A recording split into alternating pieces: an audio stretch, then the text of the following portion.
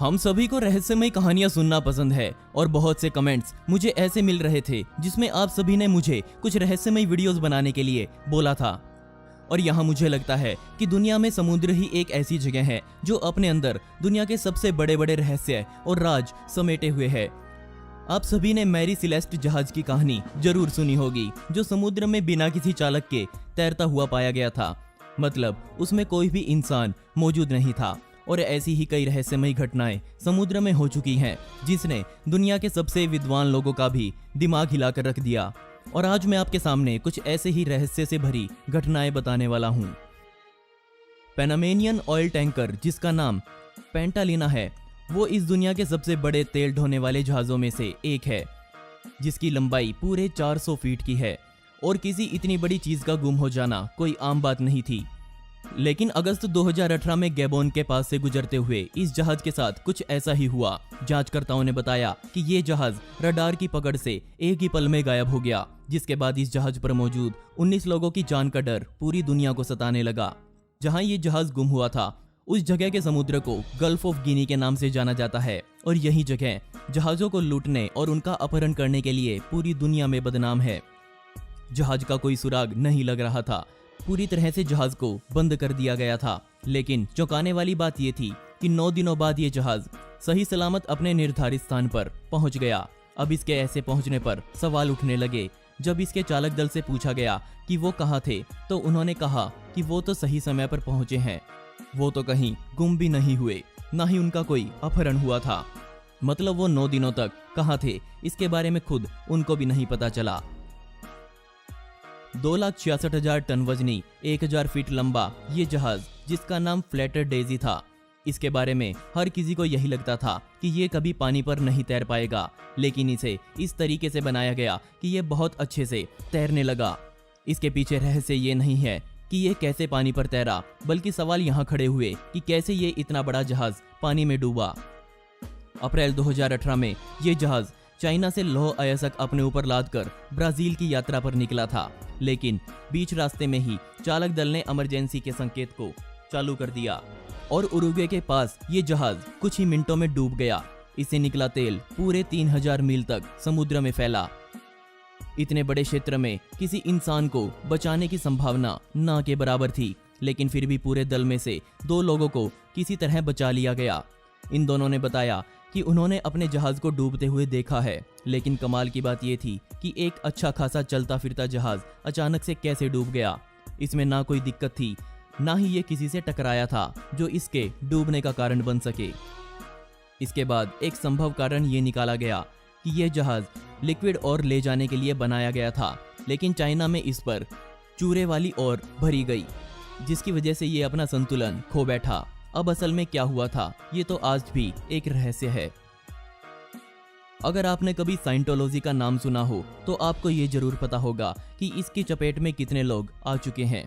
असल में तंत्र मंत्र और आत्माओं या शक्तियों में विश्वास करने वाले लोगों को साइंटोलॉजिस्ट का नाम दिया गया है।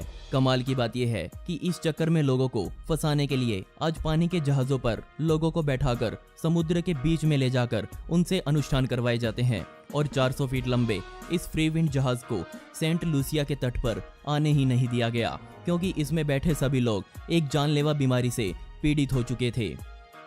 इस बीमारी को हम आम भाषा में खसरा कहते हैं। इस जहाज को धर्म कर्म के काम करने के लिए समुद्र में लाया गया था। अब धर्म का काम हुआ या नहीं, ये तो किसी को नहीं पता, लेकिन ये जहाज चलता फिरता मौत का सामान बन चुका था। इसे दुनिया के किसी भी तट पर आने की अनुमति नहीं दी गई और इस जहाज में बैठे लोगों को ये निर्देश जारी किया गया कि जब तक उनकी बीमारी ठीक नहीं हो जाती, तब तक उनको समुद्र में ही घूमना पड़ेगा। जांच करने पर पता चला कि चालक दल का एक सदस्य ही ये बीमारी अपने साथ लेकर इस जहाज पर सवार हुआ था। जहाज पर चढ़ने से पहले हर इंसान का मेडिकल किया जाता है। इसमें चालक दल भी शामिल होते हैं। लेकिन उस समय जहाज निकलने का टाइम हो चुका था, जिस वजह से जल्दी जल्दी में सभी को ऊपर चढ़ा दिया गया और वापस आने तक पूरे जहाज पर मौजूद 277 लोगों में ये फैल चुका था। जिसके बाद 3 हफ्ते तक इस जहाज को समुद्र में घूमना पड़ा और बाद में इसका इलाज किया गया। न्यूक्लियर सबमरीन्स को खतरनाक तरीके से हमला करने के लिए बनाया जाता है, लेकिन जब इनमें आग लगती है तो आसपास मौजूद कई देशों के लिए खतरा बन जाता है। किस्मत से जब ये पानी के अंदर होती हैं तब इनमें आग लगने का डर लगभग ना के बराबर होता है। लेकिन रशिया की एक सबमरीन जिसका नाम K-84 है, उसे पानी से बाहर निकाला गया क्योंकि उसकी नियमित मरम्मत का समय आ चुका था। एक वेल्डर ने लापरवाही करते हुए चिंगारियों को इतनी दूर तक जाने दिया कि सबमरीन में रखे लकड़ी के फ्रेम ने आग पकड़ ली, जिसके बाद सबमरीन पर चढ़े रबड़ ने भी तुरंत आग पकड़ ली। बदकिस्मती से आग इतनी ज्यादा बढ़ गई कि मौके पर मौजूद आग को काबू पाने वाले उपकरण आग का सामना नहीं कर पाए, जिसके बाद लगभग आधी सबमरीन आग से पूरी तरह जल गई। किस्मत से इस घटना में किसी तरह की रेडिएशन लीक नहीं हुई। अगर इसमें से रेडिएशन लीक हो जाती तो रशिया को चेरनोबिल से ज्यादा बड़ा हादसा झेलना पड़ता। इस सबमरीन को ठीक करने में $15 मिलियन का खर्चा आया। पूरे 3 साल बाद इसे फिर से पानी में लाया गया। अभी मैंने आपको साइंटोलॉजी के फ्री विंड्स जहाज के बारे में बताया था। उस पर सवार लोगों की छुट्टियां कुछ खास अच्छी नहीं गई क्योंकि उनकी जान पर बनाई थी। लेकिन USS फोर्ट मैकनरी नामक जहाज पर मौजूद लोगों के हालात इससे भी ज्यादा बदतर थे क्योंकि उनको पूरे 5 महीने तक समुद्र में ऐसे ही घूमना पड़ा था। किसी को नहीं पता कि ये बीमारी जहाज तक कैसे पहुंची, लेकिन इसने सारे लोगों की जान पर बना दी थी। और दिसंबर 2018 में जब ये जहाज वापस आ रहा था तो इसे किसी भी तट पर नहीं रुकने दिया।